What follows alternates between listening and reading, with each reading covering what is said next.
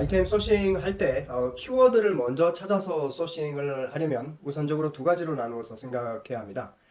먼저 급상승 키워드는 지금 당장부터 보통 한 달 이내에 쓸 때 활용합니다. 예, 구매 대행에는 타이밍이 조금 안 맞죠. 두 번째는 추세가 중요한 시즌성 상품은 두세 달 가까운 미래를 염두에 두고 선점하기 위해서 써야 합니다. 그러니까 최근 급상승 키워드로 소팅을 해서 발라내도 그 키워드의 효과가 두세 달 후까지 적용이 된다는 보장이 없어요. 그래서 빨리 소싱해서 승부를 보는 국내 상품이거나 아니면 미리 사입한 상품의 어떤 상품명 수정에는 적당하겠죠. 또 한 가지, 상품의 경쟁 강도에 너무 집착하지는 말아야 합니다. 대량 등록이 활성화되었기 때문에 비율이 심하게 왜곡되어 있어요. 그것보다는 실제 유효한 경쟁자를 아는 것이 더 중요합니다. 지난번에 판다링크 예를 들어서 보여드렸었죠. 예를 들어서 어떤 키워드 소싱 툴에서 나타나는 실제 경쟁자 분석과 가성비가 좋은 카테고리를 먼저 정하고 들어가면 좋은 아이템을 찾을 가능성이 더 높아집니다. 이번 소싱은 카테고리 자체의 경쟁부터 점검해보고 세부 아이템으로 들어가는 것으로 한번 해보시죠. 자, 맨 처음에 키워드 툴 판다링크로 한번 와봤습니다. 셀러와 블로거에서 셀러를 선택을 하고요. 카테고리를 클릭, 임의의 카테고리 한번 잡아볼까요? 카테고리에서 디지털 가전, 생활 가전에 재봉틀로 한번 가볼게요. 네, 이와 같이 재봉틀의 카테고리를 선택을 했을 때 여기 나오는 카테고리 경쟁도가 구수로 돼 있죠. 예, 5039개에서 1835위 정도로 하는 거잖아요. 네, 이런 카테고리를 선택해놓고 밑으로 내려가면 훨씬 더 가능성이 좋아집니다. 네, 예를 들어서 다른 세탁기를 해볼게요. 세탁기는 베스트죠. 대형 브랜드 위주로만 팔리기 때문에 우리 같은 소상공인이 접근하기가 어렵잖아요. 그러니까 베스트가 나오고요. 또 예를 들어 무전기도 아주 좋죠. 청소기, 예, 청소기는 아주 나쁘죠. 근소 브랜드들이 상당히 많고요. 의료관리기 아주 베스트로 나오죠. 그래서 아이템을 소싱을 할 때 이 의료관리기처럼 베스트로 나오는 상품들을 타고 들어가야 되는 것입니다. 그러니까 가능성이 훨씬 더 좋아진다는 이야기죠. 자, 그럼 계절 가전에서 온수기를 한번 선택을 해보면, 예, 온수기도 베스트는 아니지만 구수로 나오잖아요. 네, 이와 같이 카테고리 자체의 가성비를 먼저 따져보는 것이 첫 번째. 여러 가지 소싱 방법 중에서 이와 같이 소싱하는 방법은 원 오브 댐이라고 생각하시면 됩니다. 그리고 이제 황금 키워드를 눌러보면 여기에 경쟁률과 쇼핑 전환과 광고비를 감안한 황금 키워드를 제시하고 있는 것이고요. 그래서 카테고리에서 온수기를 발견했다. 발견을 했으면 검색량은 한 달에 10,000회 조금 안 되죠, 그죠? 그러면 이 종합 분석에서 주로 30대, 40대, 50대 위주의 남성을 타겟으로 하고 모바일을 타겟으로 하면 될 것 같고요. 실제로 상품의 키워드 경쟁률은 크게 신경 쓰지 않으셔도 돼요. 예, 실제 경쟁 상품 수를 보면 지난번에 한번 말씀드렸다시피 요것은 그러니까 네이버 쇼핑의 1페이지에 디폴트로 한 40개 정도 상품이 있으면 네이버 쇼핑의 2페이지까지 하루에 서너 개씩 주문이 들어오는 상품은 5개밖에 안 된다, 이런 뜻이거든요. 근데 시장 규모가 좋고 성장률도 높다고 나왔는데 실제 경쟁 상품 수가 적다는 것은 충분히 승부를 볼만하다, 이런 뜻이고요. 연관 키워드를 누른 다음에 이 키워드가 반드시 쇼핑성 키워드야만 팔리는 건 아니에요. 사람들이 잘못하는 경우도 상당히 많은데요. 그 다음에 아까 판다링크에서 의류관리기도 아주 괜찮았었죠. 네, 카테고리 가성비 자체가 베스트로 나왔었죠, 아까. 그래서 의류 관리기를 클릭을 하면 이와 같은 상품들의 키워드들이 분석이 되고, 여기에는 써먹을 거는 미니 의류 관리기 하나밖에 없는 것 같아요. 전부 다 고만고만합니다. 자, 이와 같이 판다랭크를 통해서 실질적으로 경쟁을 할 때 첫 번째 카테고리의 가성비를 따지는 데는 참 좋고요.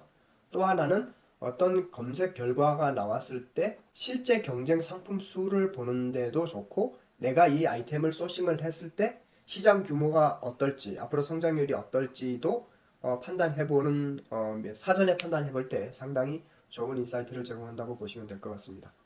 자, 그러면 아이템 스카우트에 들어갔을 때도 마찬가지입니다. 아이템 스카우트라는 키워드 툴도 여러 가지 좋은 점들이 많죠. 특히 필터가 잘 적용이 되어 있고요. 예를 들어 이렇게 해보는 거죠. 했던 것과 똑같은 걸 해볼까요? 디지털 가전, 생활 가전.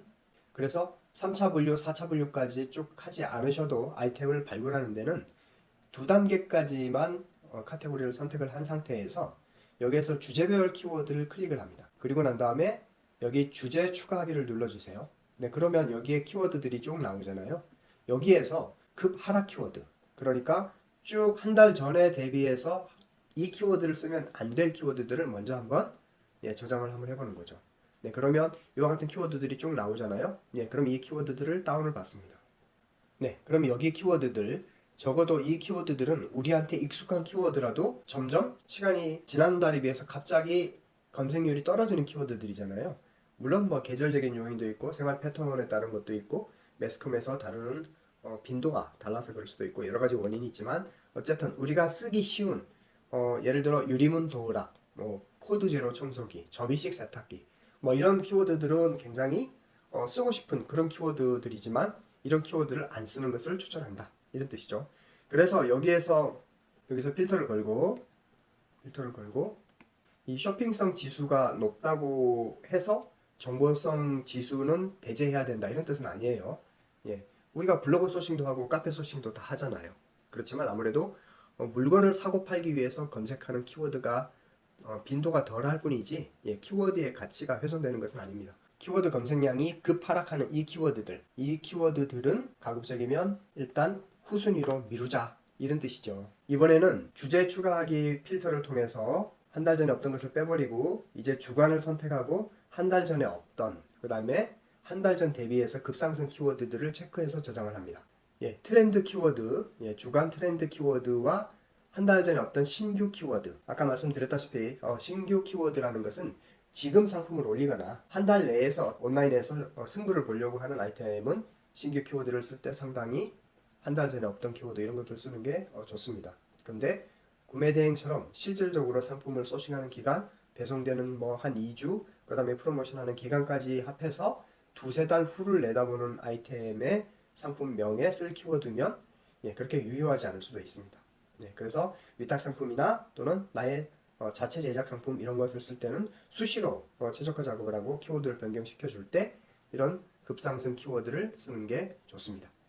그래서 한 달 전 대비 급상승 키워드, 그 다음에 한 달 전에 없다가 새로 생긴 신규 키워드, 그 다음에 주간 트렌드 키워드 이런 키워드들을 발라내서 믹스 앤 매치 하는 것을 쓰시면 되겠죠. 그래서 이것을 각각 다운받습니다. 그다음에 이것도 다운받고 얘도 다운받고 그러면 여기는 아이템을 발굴하기 위한 키워드잖아요. 여기서 경쟁 강도를 위주로 하셔도 되고 검색수 위주로 해도 되는데 어쨌든 내가 이런 무선 청소기, 모기 퇴치기, 스팀 다리미, 도어락 자 이런 키워드들을 다운받았으면 한번 가볼게요. 이런 키워드 자 그러면 조금 전에 이렇게 발라냈던 키워드들 있잖아요.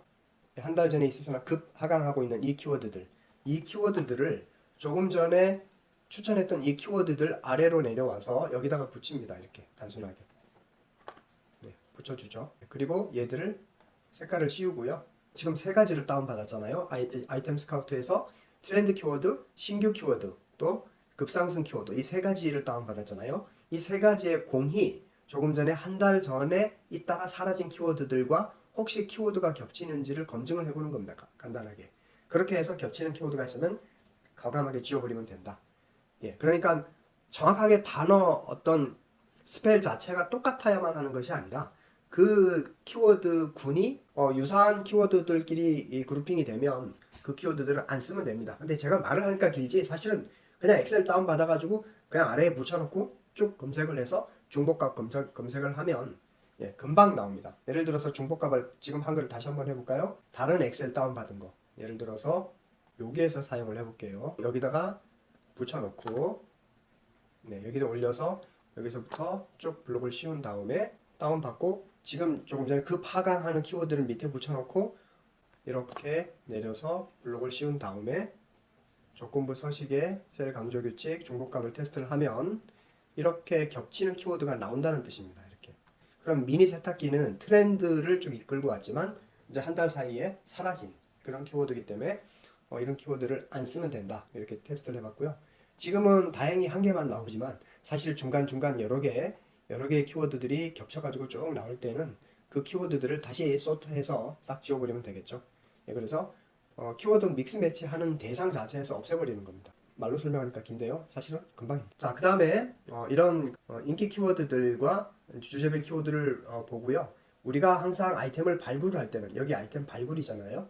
이럴 때는 쇼핑성, 정보성은 사실상 큰 의미가 없는 것 같습니다. 최근에 들어서. 아니 쇼핑성 키워드만 쓴다고 반드시 물건이 주문되거나 오히려 니치 키워드는 정보성이 또 더 많을 때도 많습니다. 그래서 우리가 사입 판매할 때는 정보성 키워드가 블로그 작업을 할 때는 필요하지만 일반적인 소싱을 해서 팔 때는 별로 필요가 없고요. 그 대신 니치 타겟을 노리는 구매된 상품 소싱할 때는 정보성 키워드가 때로 필요할 때도 많습니다. 그래서 연령대는 체크하지 않고 여기 검색수는 항상 최소 입력은 1000 이상으로 하세요. 물론 뭐 800 이상으로 하는 게 가장 좋다고 하죠. 왜 그러냐 하면 내 마켓의 상품이 노출이 돼서 그 상품이 클릭을 해서 진입을 하는 클릭률, 그 클릭률과 그 클릭률 속에서 다시 구매 전환이 일어나서 물건이 구매가 될 때까지의 노출 대비 구매 전환까지는 단계가 나눠지는데 사실상 800 이하는 한 달에 한 개나 두 개 주문 들어오는 게 그렇게 쉽지 않을 수도 있어요. 보통의 경우에는 방문자 수 대비 2% 이상을 구매 전환을 일으키기가 쉽지가 않는 게 사실입니다. 물론 광고나 어떤 장치를 하지 않았을 때, 자연 판매 때 말하는 겁니다. 그렇기 때문에 그 비율을 계산한다면 최소한 한 달에 검색량이 800 이상은 돼야 되고 우리는 조금 더 보수적으로 잡아서 1000 이상을 권장하고요. 이건 이제 최대 입력은 사실 아이템에 따라 많이 다르죠. 운동화 다르고 꽃배달 다르고 어떤 음식 다르고 다 다르기 때문에 그냥 일반적으로 테스트식으로 바꿔가면서 하면 됩니다. 상품 수도 사실 대량 등록 이후에는 큰 의미가 없어졌고요. 경쟁 강도 또한 크게 의미가 없습니다. 이렇게 했을 때 나오는 이 상품들, 이 키워드 중에서 다운을 받아서 또 쓰시면 될 것 같습니다. 그런데 이제 우리가 네이버 데이터 랩을 많이 활용을 하죠. 구매 대행의 경우에는 과거를 선택을 해서 항상 작년, 너무 재작년, 재재작년으로 가면 또 트렌드를 못 받쳐줄 수가 있으니까 작년으로 가서 12월 달까지 이렇게 해서 검색을 합니다. 조건은 같고요. 그럴 때 작년 이맘때에는 어떤 키워드들이 사람들이 많이 찾았는지 그걸 찾아보는 겁니다. 거의 다 브랜드의 어떤 품번이나 이런 것들이 많기 때문에요. 상위에 이런 휴대용 워터픽 같은 경우가 광고는 별로 안 좋지만 클릭수나 경쟁 강도나 좋은 것으로 나오죠. 이런 키워드를 발굴하고 중고 세탁기, 슈드레서, 무타공 도어락, 유리문 도어락, 연수기 이런 키워드들을 쭉 뽑을 수가 있죠. 이런 식으로 아이템 스카웃이나 판다랭크를 활용하시면 될 것 같습니다. 다시 정리, 판다랭크는 카테고리 자체의 가성비를 먼저 찾고 그 아이템을 카테고리를 클릭해서 들어가면 훨씬 능률 있게 키워드를 찾을 수 있다. 그 다음에 키워드가 많이 제시가 될 경우에는 황금 키워드를 쳐서 가급적이면 노력을 덜해서 키워드를 발라내면 된다. 이런 뜻이고요. 그 다음에 어떤 아이템을 종합 분석을 하면 이 상품의 실제 경쟁 상품 수를 판다랭크를 통해서 확인을 하면 좋다. 그리고 시장 규모나 또 성장률이 어떤지를 체크를 하고 6개월 동안 얼마나 팔렸는지 그 다음에 하루에 서너 개씩 나가는 상품이 네이버 쇼핑 2페이지 안쪽에 몇 개가 있는지 그렇게 확인을 한 다음에 물건을 가져오시면 되고요. 그래서 판다랭크는 이렇게 하고 아이템 스카우트에는 필터 자체를 처음에는 주제별 키워드를 선택을 해서 주제 추가하기를 통해서 그 파라 키워드부터 체크를 해서 먼저 엑셀을 다운받고 그 다음에 이렇게 트렌드 키워드, 신규 키워드, 급상승 키워드를 각각 다운받은 다음에 키워드가 중복되는지를 순식간에 조회를 하면 중복 필터 값을 검색을 하면 3개 다 조회하는데 5분이 안 걸리죠. 그렇게 해놓고 중복이 되는 키워드, 그러니까 그 파라 키워드와 중복이 되는 키워드는 과감하게 지운다. 키워드가 정확하게 레터링까지 일치해야 되는 걸 꼭 지워야 되는 건 아니고요. 같은 의미를 지닌 키워드도 그냥 지우는 게 낫습니다. 그렇게 해서 아이템 스카우트를 활용을 하면 아이템을 발굴하는 데 굉장히 도움이 된다. 이렇게 생각하시면 될 것 같습니다. 그래서 구매 대행 셀러인 경우에는 계절성 상품만큼 효과를 주는 키워드가 없기 때문에 이런 트렌드에 민감하고 또 여기 이렇게 신규 키워드, 급상승 키워드는 또 한국에 있는 상품, 빨리 배송이 되는 상품 이런 것들은 굉장히 유용하다. 그리고 아이템을 발굴하기 위해서는 여기 3차 분류, 4차 분류까지 다 일일이 찍어서 검색을 하려고 하지 말고 좀 더 광의의 의미에서 2단계까지만 카테고리를 선택을 한 다음에 2단계까지만 선택을 한 다음에 주제별 키워드의 옵션을 걸어서 좀 더 까다롭게 설정을 해서 키워드를 발굴하는 게 어차피 키워드를 베이스로 소싱을 떠나는 거기 때문에 아이템 발굴은 세부적인 카테고리까지 다 클릭해서 확인하지 않아도 된다. 오히려 조건에 맞는 키워드가 없을 가능성이 높다. 이렇게 생각하시면 됩니다. 자, 이렇게까지 했으면 오늘 판다링크와 아이템 스카우트를 통해서 기본적으로 아이템을 소싱할 때는 몇 가지 원칙만 큰 덩어리로 머리에 딱 넣어두고 움직이시면 자기도 모르게 어떤 패턴을 잡을 수 있다. 이렇게 생각하시면 될 것 같습니다. 오늘 긴 영상 봐주셔서 고맙습니다. 감사합니다.